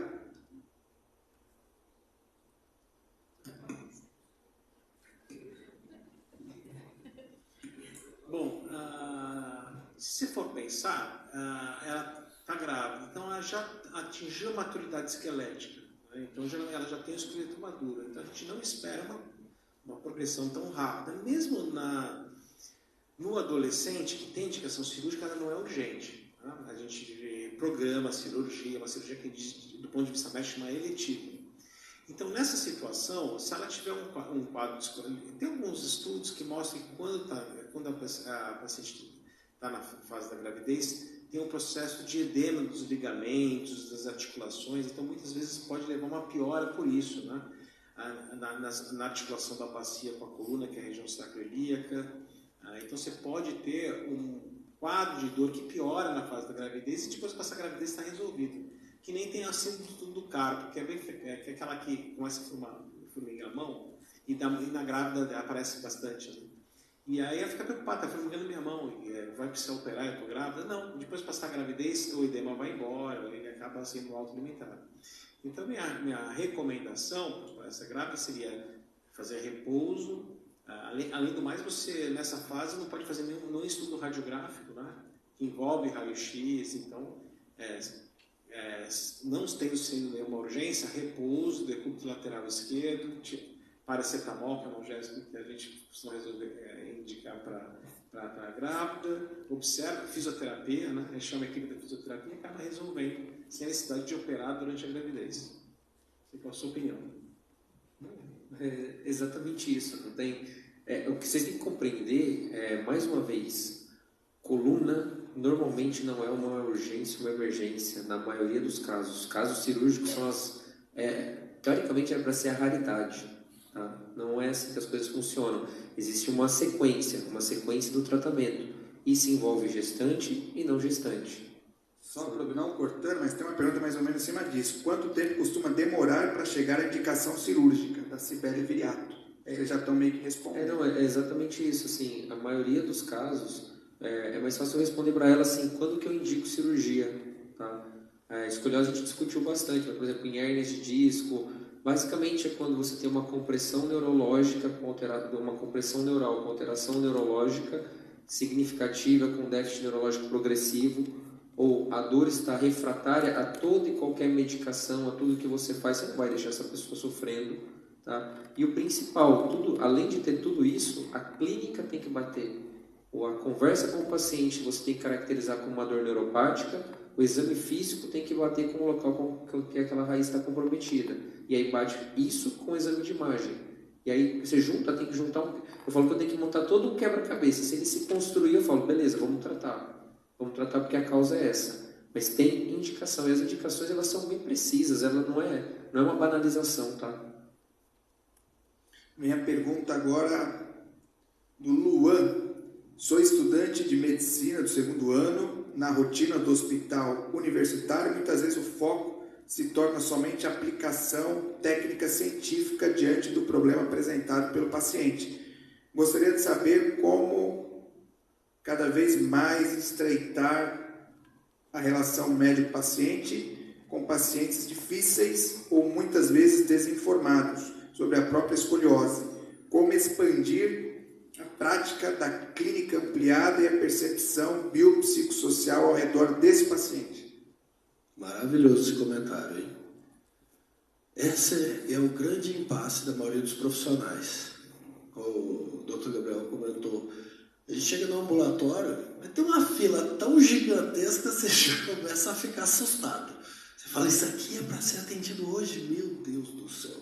Então você precisa ser realista e muitas vezes você vai ter que fazer um atendimento superficial e num dado momento você vai ter que reservar um momento especial para aquele paciente. Porque tem pacientes que você passaria ali facilmente 1 hora fazendo uma boa anamnese, colhendo uma boa história, fazendo um exame físico completo, analisando exames. São muitas possibilidades. Quando você vai conversar com o paciente, a primeira queixa que eles falam é o seguinte: eu entrei no consultório e o médico não olhou na minha cara, ele não olhou no meu olho. Então você vai conversar com qualquer pessoa, vou me dirigir a ela. Tanto que eu fui conversando aqui, eu fui vendo quem estava aqui por dentro, quem estava por fora, puf, já encontrei quem era. Então eu consigo me conectar com qualquer pessoa. Eu preciso mostrar interesse e, de fato, falar para essa pessoa, como é que eu posso te ajudar? O que está te afetando agora que te trazia mais alívio? Você tem vários problemas. A gente precisa solucionar todos. Mas me fala 1, 2 que é a prioridade nesse momento. Vamos linkar vários. Tem paciente que vai ter uns 15, 20 ali. Meu Deus, quase com a lista de supermercado. E aí você vai trabalhando aquilo. Esse paciente poliqueixoso, hiperfrequentador, ele já tem uma instabilidade emocional, ele já tem um certo desequilíbrio ali nas relações. Então ele enxerga no médico, no profissional da saúde, alguém que vai ouvir ele, alguém que está ali preparado para contribuir para a saúde dele, porque na maioria das vezes no núcleo familiar ou no trabalho, ele fala, foi o que o Dr. Gabriel falou, do caso que o paciente tinha dor no ânus. Você é louco! Isso é coisa da sua cabeça. Isso é estresse. Você não está passando muito estresse? Agora tudo é estresse, né? Então, são possibilidades que você tem que levar em consideração, trabalhar essa parte e trazer conforto. Acredito que isso vai trazer uma relação cada vez maior com o paciente e ele, quando tem essa relação fortificada, ele entende o processo, ele faz as coisas, ele adere ao tratamento. E na consultas que eu faço hoje, eu tento explicar ao paciente a condição que ele vive. Quando ele enxerga essa alteração, ele fala, poxa, é por isso que eu preciso tomar esse remédio, é por isso que eu preciso tomar esse suplemento, é por isso que eu tenho que fazer fisioterapia, e não é só no momento da fisioterapia. Quando eu estou em casa, eu tenho que praticar essa atividade física. Eu preciso me empenhar para ter cada vez mais saúde. Eu preciso cuidar da minha saúde para eu conseguir perseverar. Por isso que eu tinha deixado essa mensagem aqui para vocês. Só quero complementar uma coisinha. Eu vou falar agora diretamente para o aluno, tanto de medicina quanto qualquer outro aluno. Quando você faz uma escolha de uma profissão, não me leve a mal, tá? Porque todo mundo já me conhece, o professor Elton me chamava de Torinho na residência, meu chefe. Eu falo numa lata, a opção foi de vocês. A escolha é de vocês. Ninguém convidou ninguém para escolher essa profissão. Tem várias profissões. Então, assim, se você está atendendo no SUS, no privado, no particular, primeiro você não tem que perder a tua essência. Segundo, você tem que sentar, estudar e se especializar independente do que você vai fazer. Mais uma vez, quando eu encontrava algum colega que ele maltratava algum paciente nos estudos, isso porque ele está estressado, eu falava exatamente isso. Eu não estou entendendo o que você está fazendo, porque ninguém te convidou para estar aqui. Se você está com algum problema, você não deveria estar aqui, é opção sua. Então eu falo isso para os alunos, falo isso para residente, falo isso para qualquer profissão. Então assim, o que eu posso te dar? Como que você integra, como que você pode juntar tudo isso? Simplesmente senta, estuda, entende que a escolha foi sua, que é o que você quer fazer e faça o teu melhor. Sinceramente, para mim a minha dica é essa. Vamos para a Priscila, depois voltamos para cá para mais uma pergunta. Depois tem mais alguma, só para a gente encerrar? Eu também queria fazer uma pergunta, depois, se puder. Depois, para não comprometer o nosso horário do intervalo e retornarmos no horário da parte da tarde. A gente combinamos em encerrar no meio de meio. Bom, o Dr. Gabriel Bessa costuma falar que ele é polêmico e agora eu vou gerar uma polêmica aqui. Para todos. Eu queria fazer uma pergunta. E não passa o microfone não, doutor. Que é para o senhor mesmo? Escapar da polêmica. Eu queria fazer uma pergunta para o Dr. Robert Meves. Eu quero a opinião de cada um desses que eu vou citar. Dr. Robert Meves, Dr. Gabriel Bessa, doutora Maria Lúcia, representante da Fundação Fiocruz, que encabeça um projeto importante sobre o tratamento da escoliose, doutora Jane, doutora Patrícia, doutor Diego e a vereadora. Todos eu quero que mencionem, mas eu quero que comece pelo senhor. Vamos lá. Porque você é a parte pública, então você vai ter que falar a sua visão também referente a isso. Vamos lá. Ontem eu mostrei uma tabela da SRS, que é a Escoliose Research Society, para quem não conhece, que acho que foi falado aqui hoje já por eles, acredito que todos ouviram, se alguém chegou atrasado. É uma sociedade médica que ela se destina a estudar, todos os médicos que estão lá, eles se destinam a estudar sobre escoliose. Muito séria e tem muito artigo científico lá de altíssima qualidade. E lá tem uma tabela que diz assim: curvas menores que 20 graus em crianças de 10 a 12 anos de idade eles afirmam que tem 25% de chance de risco de progressão. Quando essa curva ela aumenta e vai para 20 a 30 graus, esse risco ele dobra, ele vai para 60% na mesma faixa etária. Meu questionamento aqui para vocês todos: por que então que até hoje não existe um consenso entre equipe médica e fisioterapeutas para quando essa curva está lá no começo e a gente consegue entrar com um tratamento conservador e intervir para evitar que essa curva venha a se tornar uma indicação cirúrgica?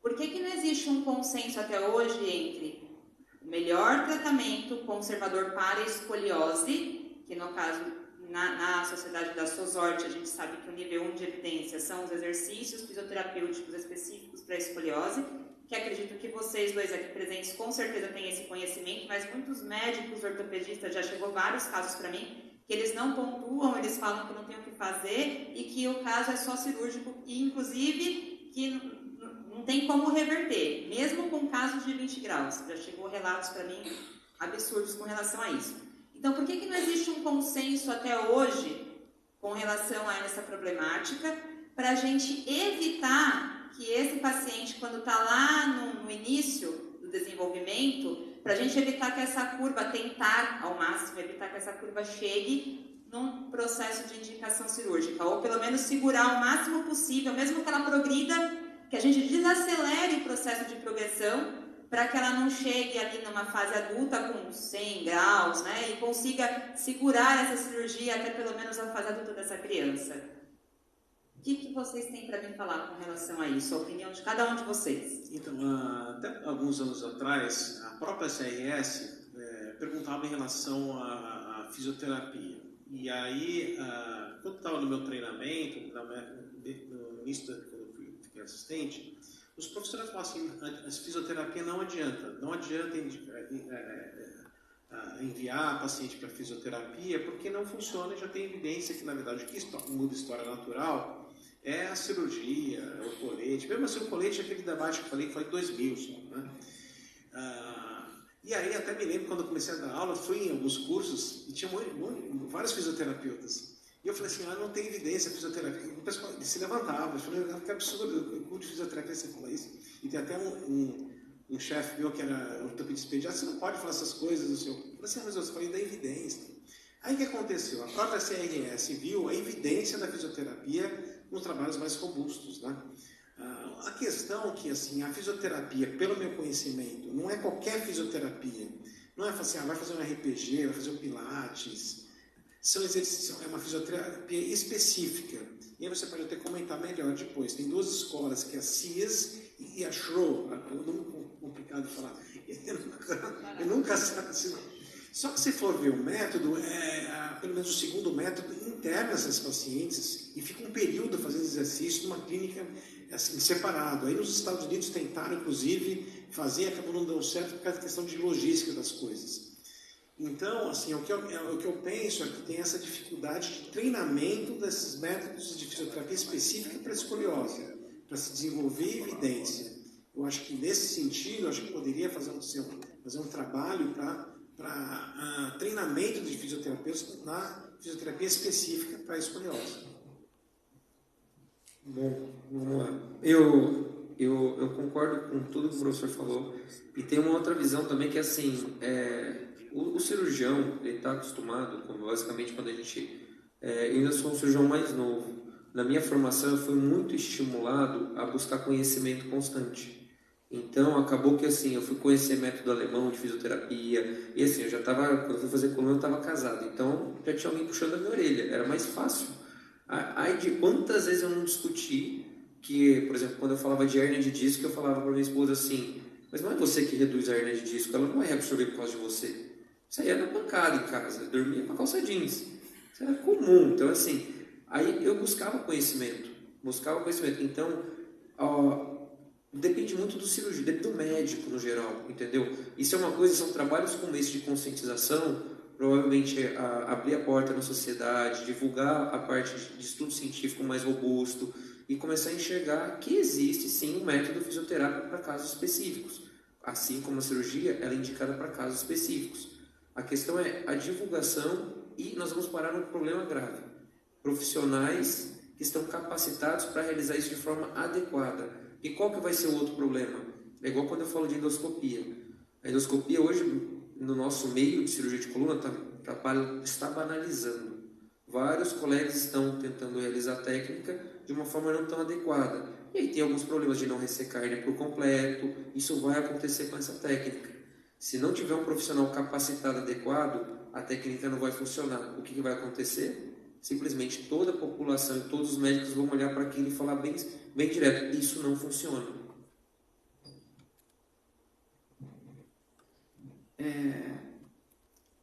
Perguntazinha, a pergunta ouro de todo seminário, né? Quer dizer, hoje existem já evidências científicas com relação aos métodos de fisioterapia, os exercícios fisioterapêuticos específicos para a escoliose, né? Acho que a Patrícia pode explicar isso melhor que qualquer pessoa aqui. Ela, né, não só especializada em escoliose, mas no método Chirote e instrutora, né, do Brasil e América Latina do método. Eu sou vítima do método, vítima no bom sentido, né? Mas o que eu acho que é importante a gente identificar é que tem um vazio no itinerário terapêutico das pessoas que têm escoliose no Brasil. Né? Um vazio de que, aliás, tem dois grandes vazios. Primeiro, a detecção precoce, né? Esse diagnóstico precoce. Hoje à tarde eu vou falar um pouco sobre isso, mas acho que é importante a gente já identificar. Então, o diagnóstico é tardio, né? E quando, nessa fase entre 10 e 20 graus, né, na nossa pesquisa a gente identificou 20 e pouco % das pessoas que conseguiram diagnosticar nesta fase, né? o grosso mesmo, né, é entre 25 e 40, 45 graus. Né? E depois, mais de 45 era 20 e poucos %. Né? No entanto, a indicação cirúrgica era de 58%. Né? Então, ou seja, era muito maior do que aquele número, só repetindo, indicação de cirúrgica, era de 58% e apenas 23% das pessoas estavam naquela faixa em que é um consenso, né, de que seria a indicação cirúrgica. A gente sabe que tem 10 mil fatores, isso é um panorama muito grosso, digamos assim. Né? Mas o que a gente vê nos relatos, né, a gente na pesquisa tem, né, as pessoas relatam também, a gente fez entrevistas, e o que a gente vê é que o médico ortopedista, ele, quando chega nesse momento, digamos, que é crucial ali da curva, já vai direto indicando cirurgia. E aí a gente sabe, né, o senhor mesmo falou que as filas de espera, o quanto piora a escoliose enquanto se espera uma cirurgia. Ou seja, estavam numa fase em que ainda poderia ser tratado de forma conservadora, e aí entra na fila de cirurgia, e aí a coisa vai para um grau que torna a questão muito mais complexa e, obviamente, né, um custo muito mais alto, né, essa pressão sobre o sistema, né, hospitalar muito grande. Né? O que a gente precisa, eu acho, né, e felizmente a gente está aqui sentado, né, graças a vocês que estão promovendo isso, é estabelecer esse diálogo. Né? Não adianta a gente ficar nos nichos, fisioterapeutas por um lado, né, que estão preocupados com escoliose, ortopedistas por outro, que estão preocupados com cirurgia, ambos grupos que têm conhecimento profundo sobre a escoliose, né? E a gente não dialogar. Eu não sou nenhum nem outro, eu sou uma pesquisadora da área de ciências sociais, né? Mas que estou numa instituição de saúde pública, quer dizer, eu sou pesquisadora da área de saúde pública. Então a gente está levantando dados que vê justamente do ponto de vista mais da integralidade desse cuidado, né? A gente não está vendo só o grau COP das pessoas, mas as condições em que levaram para aquilo. Então, o que eu acho que é necessário, a gente está no momento aí, talvez, do país, do próprio processo de produção de conhecimento sobre escoliose no Brasil, muito crucial. A gente está começando a ter pesquisa, né? Até pouco tempo a gente fez um levantamento bibliográfico, mais de 50% das pesquisas, dos artigos, não era das pesquisas, dos artigos publicados no Brasil eram sobre técnicas cirúrgicas, né? E quando a gente realmente precisa de produzir conhecimento, né, e divulgar esse conhecimento sobre técnicas, né, e métodos de fisioterapia e a órtese, né, o tipo de colete adequado. Né, a gente sabe que no Brasil, no SUS, ainda se prescreve colete Milwaukee, né, que está fora dos estudos há mais de 20 anos. Né. Então, ontem a gente assistiu uma palestra sobre isso. Então, acho que a gente está no momento de começar a coordenar e pensar, né, numa política, no seu sentido amplo, né, de tratamento de escoliose no país, de forma que siga, né, os estudos que já existem internacionalmente. Tem agora uma pergunta.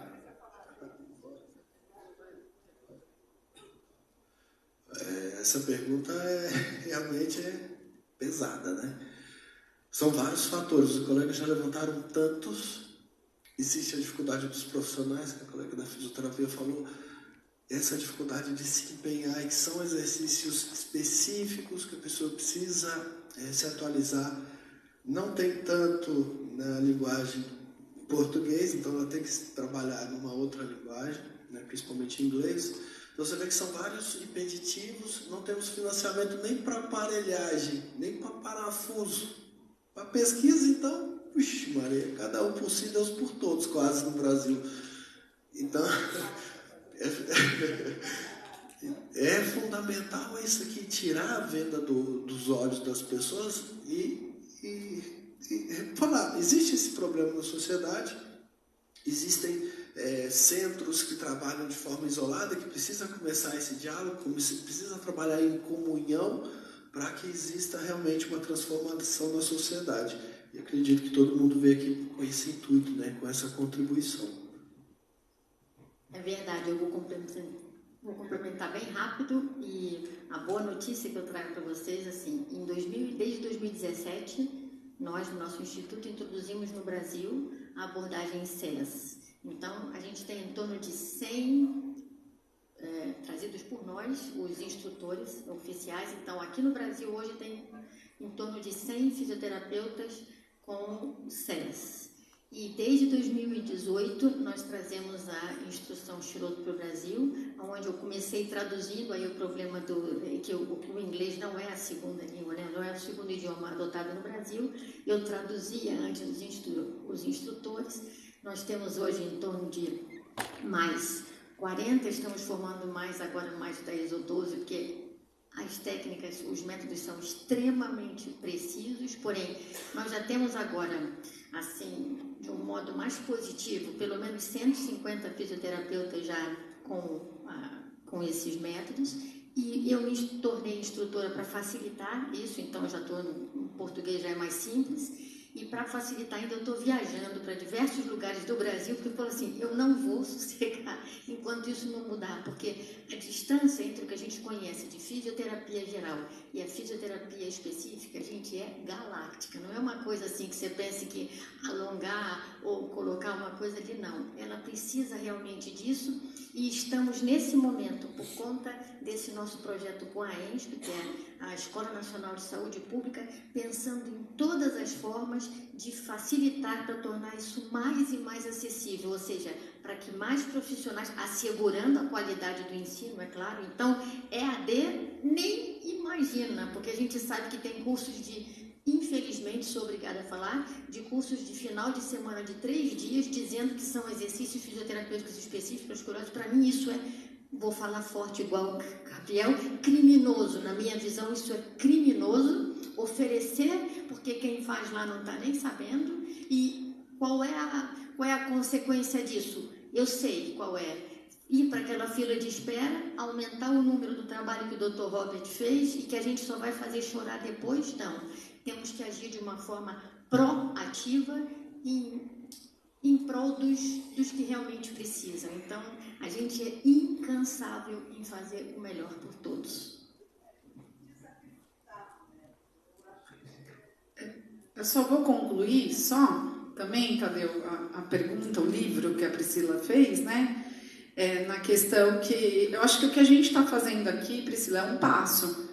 Eu acho que a gente precisa começar a dar passos. Nós conseguimos trazer aqui para esse seminário os especialistas mais aprofundados do Brasil. Então, eu acho que a gente está conseguindo, pelo menos eu, como uma agente política, eu acho que a gente está conseguindo o nosso objetivo, que é unir os melhores e de certa forma, a gente conseguir tirar daqui um proveito para a sociedade. Só queria falar uma coisa pro pessoal dos cursos. Tem um cara chamado Estênio Dantas, ele tem uma frase que dá até para colocar nos congressos, nas coisas, tá? É que toda vez que eu vou dar uma aula eu gosto dela bastante. Teoria sem prática é demagogia. Prática sem teoria é loteria. Então você já faz a relação. Não é a minha área, como eu já falei, mas eu tenho sim o que contribuir. E eu vou trazer um pouco da minha experiência, né? Eu sou do conselho, mas eu sou pesquisadora na área de neuropatia diabética. E há um tempo atrás a gente enfrentava um problema bem semelhante, né? A gente identificou através dos nossos estudos a possibilidade da gente diminuir o risco de amputação com a fisioterapia específica relacionada para a neuropatia diabética, mas a gente precisava que os médicos, as pessoas que cuidavam desse paciente falassem sobre isso, indicassem a fisioterapia, para que a gente conseguisse todo mundo falar a mesma língua e se ajudar. Então, o que a gente fez? A gente entrou na Sociedade Brasileira de Diabetes, hoje a minha orientadora faz parte, a gente fez reuniões, participamos de congressos médicos, então a gente hoje fala a mesma língua. Na área que eu estudo, tem os guidelines de diabetes que englobam todas as profissões. Então, recentemente a gente incluiu exercício, incluiu fisioterapia, e recentemente a gente também conseguiu fazer com que uma profissional brasileira estivesse lá, da área da fisioterapia, para estar conversando com eles, indicando e incluindo isso nos guidelines. Então, a gente conseguiu mudar está conseguindo, né, mudar aquela realidade. Acredito que esse exemplo pode ser transformado em cima de vocês, e fazendo eventos, participando de eventos, mostrando que a doutora Priscila e as outras colegas fazem o trabalho, mostrando um pouco da evidência científica, mostrando na prática, né, através de estudos, antes e depois, como que a gente consegue progredir com isso. Aí sim, a gente consegue informar para os nossos colegas o quão a gente consegue contribuir e em que momento a gente utiliza. O inverso ele também é válido. Quando eu estou com um paciente que eu não consigo mais, com o tratamento que eu consigo oferecer para ele, não consigo mais oferecer resultado, a regra é simples. Eu indico um profissional que vai conseguir resolver o problema. Posso fazer uma pergunta? Para a Maria Lúcia, sim. Então, o diagnóstico foi feito o que está acontecendo, né, no SUS. E aí a gente faz alguns relatórios a pedido do Ministério Público para a Sociedade Brasileira de Ortopedia, a Sociedade Brasileira de Coluna, a Sociedade de Medicina, enfim. E tem 2 projetos de lei que estão correndo, do Kim Kataguiri e do Deilton, que é um projeto pensado. É mais ou menos o mesmo objetivo, com a ideia de fazer o projeto de lei e falar assim, quando a criança tem escoliose, tem que caminhar direto para tratamento. Basicamente, resumindo, o projeto de lei é esse. E tá, eu acho que caráter de urgência, para votação, tudo. Só que quando a gente faz esses relatórios, assim, a gente não vê que acontece nada, assim, na prática, né? Então, qual seria o caminho, na opinião dela, assim, enfatizar o projeto de lei, ir por um outro caminho, ou simplesmente, não tem jeito, são listas de espera em todas as afecções, tem que ver, a vida é assim, não sei. Qual que seria a opinião dela, qual que seria o caminho para ter uma ação aí nesse sentido? Obrigada pela pergunta. Porque justamente de tarde eu vou falar um pouco sobre, né, como é que é a nossa visão. É uma visão em construção, eu acho importante isso, né? A gente pensar o que seria o tratamento ideal de escoliose no Brasil uma ideia em construção, né? Porque a gente tem uma realidade a realidade é essa, as pessoas chegando para a cirurgia, não tendo condições de realizar essa cirurgia, né, com muita dificuldade no SUS, as curvaturas aumentando, as cirurgias sendo difíceis, né, e um tratamento conservador que não é eficaz dentro do SUS, né. Eu acho, a gente analisou o projeto de lei, a gente, né, a nossa equipe olhou, pensou, discutiu, né. E na nossa visão, o que está proposto ali, a forma, né? Porque tem, enfim, as pessoas não conhecem aqui como é que é o projeto de lei, mas a forma como está proposto, ele está um pouco dizendo a mesma coisa que já existe no sentido do caminho, né, que o paciente percorre dentro do SUS. E o projeto de lei, ele vai ter que cair no executivo, que é o Ministério da Saúde, né? Então, eu acredito no SUS, né? Acredito no SUS como um sistema único de saúde extremamente complexo, com todas as dificuldades que existem nesse país, né? Mas eu acho que com todas as dificuldades a gente viu durante a pandemia como, né, de alguma forma funcionou a vacina. Né, gente, eu vi vacina chegar no interior da Amazônia, né, de barco, e isso daí só é possível no sistema único complexo como é o SUS, né? Que, obviamente, acho que cabe a cada um de nós aqui colaborar para a melhoria. Então, eu acho, sinceramente, doutor Médici, que a gente tem que entrar dentro do Ministério da Saúde, a gente tem que discutir protocolos de diagnóstico e tratamento de escoliose, e, através disso, a gente criar as instâncias aonde isso deve ser melhorado. Agora, isso tem que ser com diálogo com a sociedade, com diálogo com todo mundo que está envolvido, né? Médicos, fisioterapeutas, pesquisadores, né? Pessoas que têm escoliose, suas famílias, né? Hoje a gente não existe nenhuma associação nem de pessoas com escoliose, amigos, etc., porque são adolescentes. Adolescentes, eles vão para o Facebook. A gente olha o Facebook, aliás, foi o que nos levou, a mim, pelo menos, que me motivou a começar a pesquisar, era os horrores que eu via no Facebook. Foram duas motivações. Uma, porque eu tenho escoliose há 50 anos, tratei com colete Milwaukee, 6 anos de colete Milwaukee, etc., né? E sinto dor, né, há 50 anos. Comecei a tratar com a Patrícia uns 6, 7 anos atrás e a minha vida mudou em termos de dor. Né? A escoliose continuei linda, né? Bela, equilibrada, 2 curvas iguais, quase iguais, né? Mas eu estou aqui, né? E isso me motivou. Eu falei, cara, se isso, eu estou sentindo isso no meu corpo. E o custo, não precisa aqueles grandes centros que as pessoas ficam internadas ali. Não precisa, né? A Patrícia pode explicar isso melhor. A gente pode ter uma consulta a cada 3 meses, faz os exercícios em casa, né? Se fica 3 dias sem fazer, começa a sentir dor, que é como eu estava ontem. Né? E assim, a gente consegue, com um custo muito baixo, levar um tratamento de extrema qualidade para crianças e adolescentes. Então, e isso daí é que a gente tem que conseguir entrar no SUS. E isso é no diálogo entre as diferentes forças que a gente aqui, de certa forma, está representando. Porque eu estou aqui com uma dupla representação. Né? Mas eu sei que tem gente aí com escoliose, ou pais de pessoas com escoliose, que agora são adolescentes, não vai ter associação. E aí foi que eu comecei a entrar nos Facebook, gente, é de chorar, literalmente de chorar. Literalmente de chorar. Então é isso que nos motiva a chegar e tentar mudar essa situação. É um trabalho árduo, eu digo assim, meu projeto de vida, né? Daqui em diante, né? Então, a gente tem, eu acho que é isso, agora a gente tem que unir forças. A Sociedade Brasileira de Coluna tem que estar junto, entendeu? A gente tem que dialogar e pensar em estratégias, né, que realmente modifiquem por dentro do sistema, né? Enfim, aí a gente começa a esboçar algumas ideias, mas não estamos sozinhos, nem podemos estar sozinhos. 12h26, combinado até 12h30, então nós temos mais perguntas.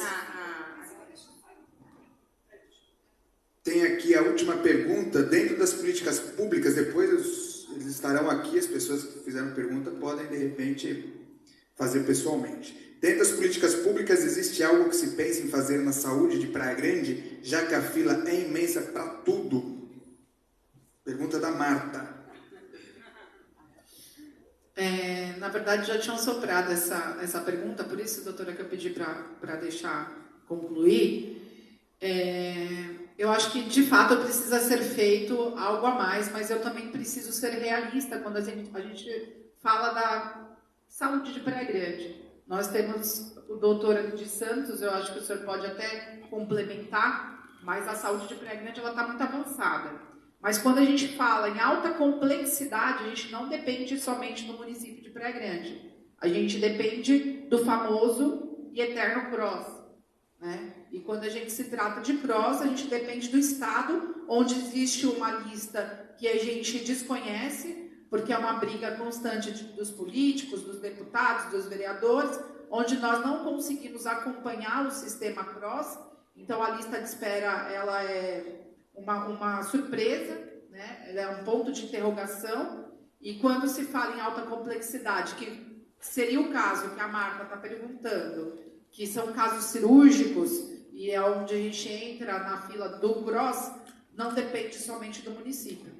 Então, de fato, a gente precisa estudar. Isso é um caso crônico no país, né? É um caso que eu mesmo tenho brigado muito, até junto ao governador. Eu fiz contato há 2 meses atrás, quando eu estava com um paciente de oncologia, e acabou que eles têm 60 dias para iniciar o tratamento, ele morreu com 48, não deu tempo. Então, eu acho que a gente precisa, de fato, mudar, e eu estou tentando fazer o meu papel como vereadora de Praia Grande.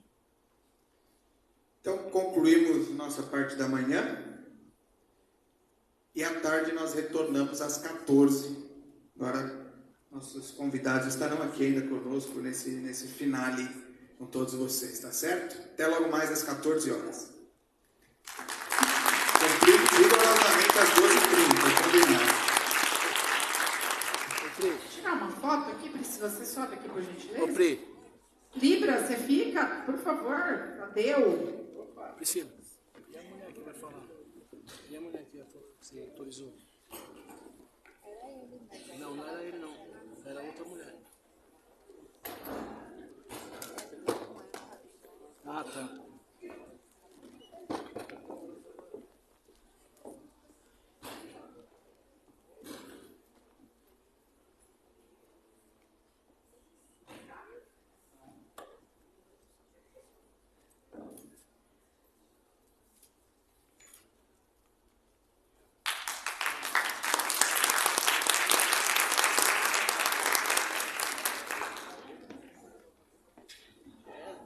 Deixa ali, você leva, vai ficar aí.